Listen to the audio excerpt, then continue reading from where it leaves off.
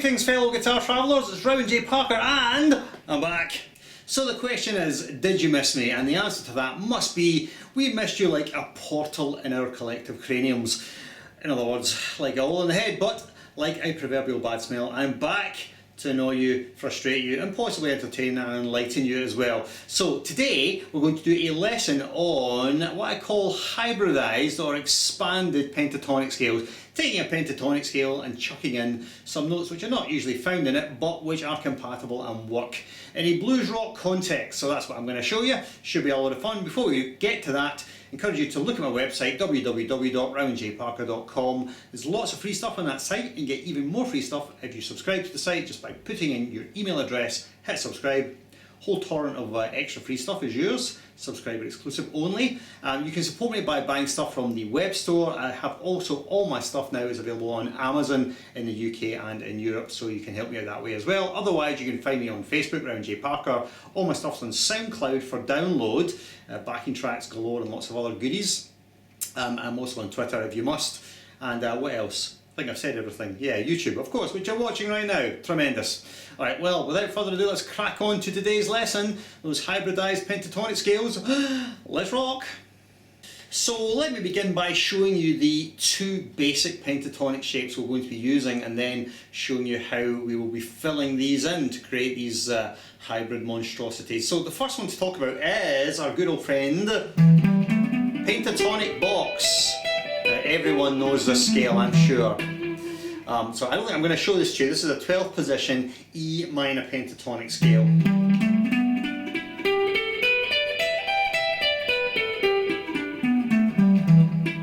Which is one of the first scales you learn. You're like getting into lead guitar, very basic, very easy to play. So I'm not going to show you that one because I'm sure you do know that one, but I am going to show you the hybridized version of it. Now, when I say hybrid, what I really mean is that this is a pentatonic scale, but it contains elements of other things. Like, for instance, it contains some notes from the major pentatonic scale. It also contains notes from the blues scale. It also contains just passing tones, alright? So here is the hybridized scale descending. I'll play it slowly first of all, and then run through all the notes, and I'll give you verbal tabs. So here it is, descending.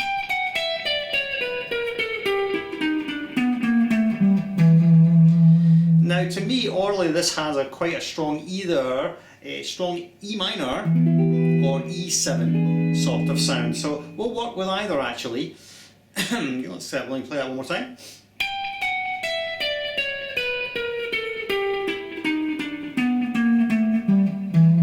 So let me give you the notes now. So the notes are G, F sharp, E, D, C sharp, B, B flat, A, G, E, D sharp or E flat, D, B, A sharp or B flat, A, G, and then E. So it's following the pentatonic scale, but obviously we're adding some notes. The F sharp is additional, the C sharp is additional, the B flat is additional, this one as well, the D sharp and the B flat. Alright, now let me give you the verbal tab for this.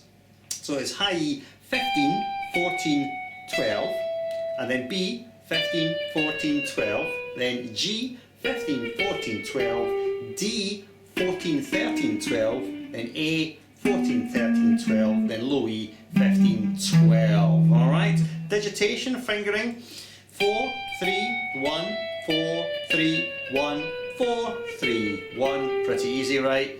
3, 2, 1, 3, 2, 1, 4, 1. So as you can see, it's pretty easy to play because you've got this continuous parallel shape down to that point.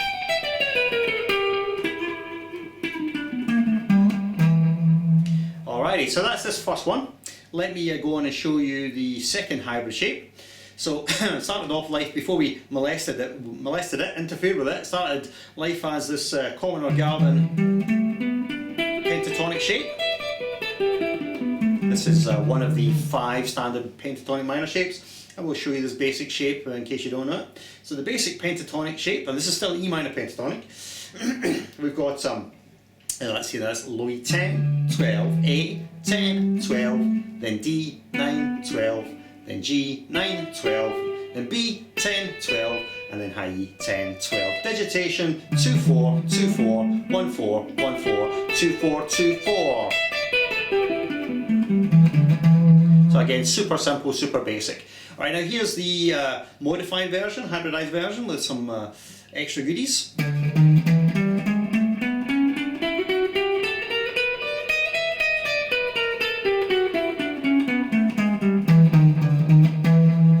Alrighty, now this one I'm using just fingers 1, 2 and 3 to play the whole thing. Now normally I would play things positionally, but for whatever reason this pattern just seems easier with 1, 2, 3, or maybe I'm just being incredibly lazy, I don't know. But 1, 2, 3 it is. So, so the fret numbers, so you've got low E 10, 11, 12, A 10, 11, 12, then D 9, 11, 12, G 9, 11, 12, and then B 10, 11, 12, and high E 10, 11, 12. So you see it's very easy and quite symmetric. Actually, the way I'm thinking about this positionally is it's really like it's in 10th position. So this is all 10th position. I'm just reaching back the index finger to get the out of position note on the 9th fret. It just seems to me to make better sense to do it that way rather than change to digitation or something else. So even though it's not positional, and I wouldn't normally play things which are out of position like that, in this particular scale I think, yeah, it's going to work. So there we go for the two basic shapes. Alright, so I think what I'll do here is I'm going to show you just a couple of licks in each little hybrid shape, and then we'll stick on a backing track at the end and then noodle a little bit with both shapes. And now really I'm not being very precise about what notes I'm playing over what chords. I'm just treating the whole thing like it's some sort of big sort of E minor or E7 type shape here. E dominant blues thing really is what it is. That sort of sound. So we'll see how we go anyway. Let's give you a couple licks to get your teeth into. Let's do that. Okay, here is lick number 1.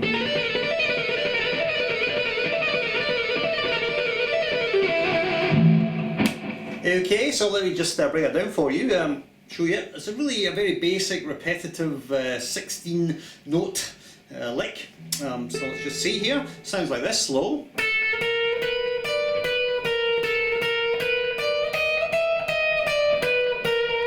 Now actually I used to use these sorts of licks as alternate picking practice, but it's really just turned into a legato thing now.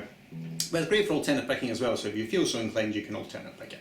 So anyway, what have we got? We've got B 10, 11, 12, high E 10, then back to B 12, 11, 10, 11, 12, back to high E 10, 11, 12, 11, 10, and finally back to B 12 and 11, and then the whole thing starts again. So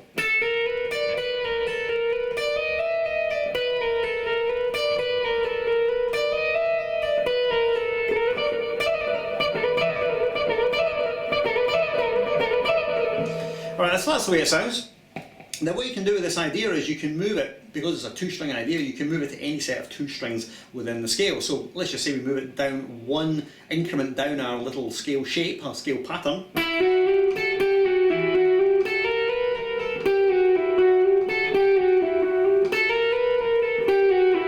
And we're getting a sort of hybrid between a minor scale and a blues scale there, I guess.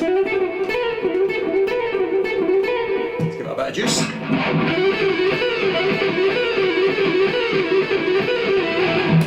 And we just move it down and down and down. Here's the next degree.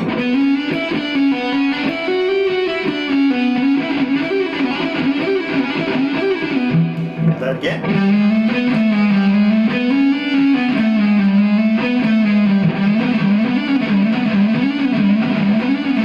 Down again. So you get the idea. Is to try and squeeze more out of the lick. So you're not just sort of using the lick and throwing it away and moving on to something else, try and squeeze more out of the idea. Here's another one, which I'm sure I stole from a Greg Howe video. Is this one?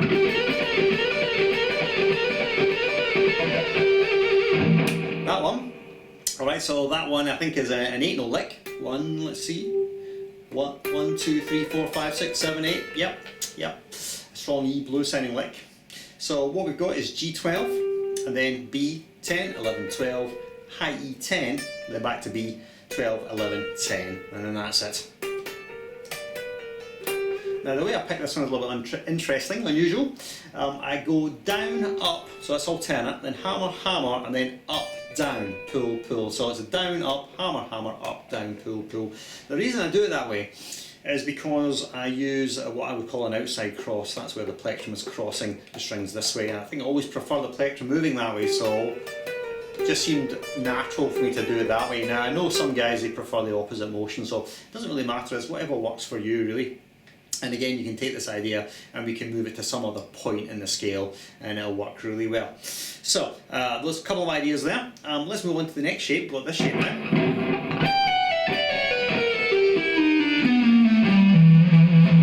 So let's give you a very basic sort of legato thing for strengthening up fingers 1, 3 and 4. And it's this little lick.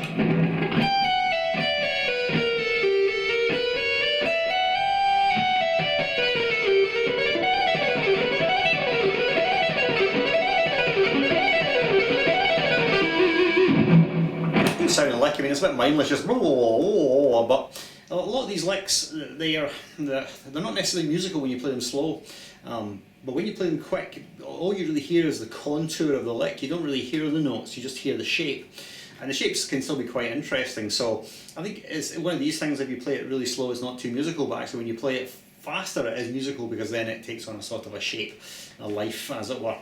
So sometimes, yeah, things played faster is better. We've got to execute it cleanly, of course. So in terms of the lick itself, it's just this.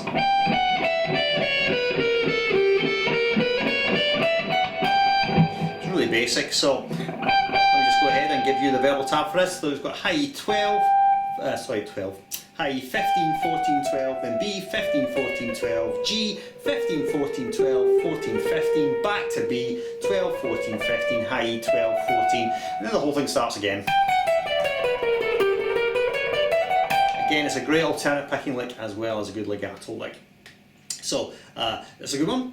I think just to finish off here, I'm just going to stick on a bit of a backing track and do some mindless and pointless shreddy noodle stuff, just using these two hybrid shapes just to show you that they really do work. And I'm not being too particular about note choice, as you'll hear. I'm just kind of going blah. Right, okay, so here's the little jam, enjoy.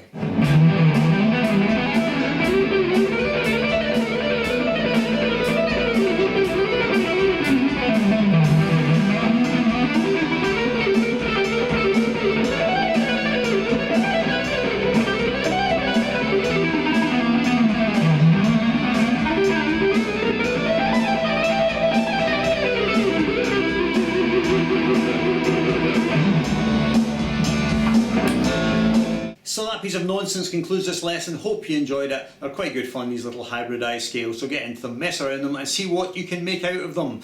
Alright, so that'll do for this one. I'll see you next time. In the meantime, don't forget to check out the website. YouTube, Twitter, Facebook, blah blah blah, SoundCloud too. And you can buy my stuff on Amazon, so go ahead. I'll see you next time. Farewell.